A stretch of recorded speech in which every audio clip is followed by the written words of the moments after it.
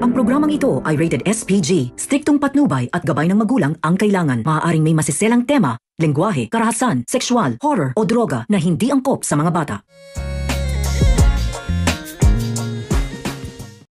Dahil nga sa sunod-sunod na kamalasan ng nangyari sa buhay nila Tata ay hindi pa nga doon matatapos iyon. Dahil hindi pa nga makukontento itong sila Vivian at Venice at may uutusan na naman ng mga ito para pasukin ang bahay nila Tata at ilagay mismo sa kanila ang lason na ginamit at nilagay sa batchoy para mas madiin pa nga ang mga ito sa nangyari kay Margaret.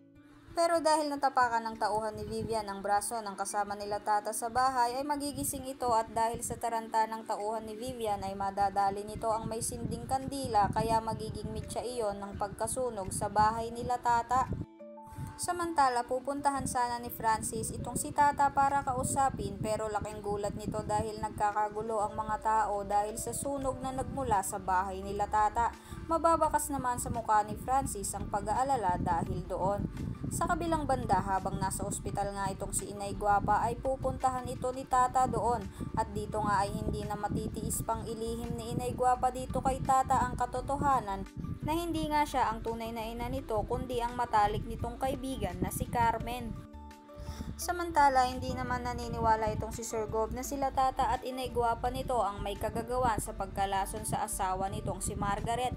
Kaya naman mas papaimbestigahan pa niya iyon mabuti para lumabas ang totoong may kasalanan sa nangyaring panglalason sa asawa nito. Ganon pa man, may nakausap na din itong si Sir Gob na nakakakilala kay Carmen bago ito mawala. Masasabi nga ng matanda dito kay Sir Gob na huli nga daw na nakausap nito si Carmen ay yung kinakausap daw nito ang anak nitong babae bago niya iyon ipaampon. At dahil nga doon ay matatanong naman ni Sir Gob kung alam ba nito kung kanino ipinaampon ni Carmen ang bata.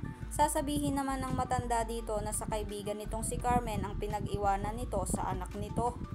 Kaya naman kung isa ka sa mga nagnanais na sana nga ay malaman na agad ni Sir Gob na si Inay Guapa ang sinasabing kaibigan ni Carmen, ay wag mo namang kalimutang i-like ang video na ito and don't forget to subscribe. Salamat sa panonood. Till my next one. Bye-bye!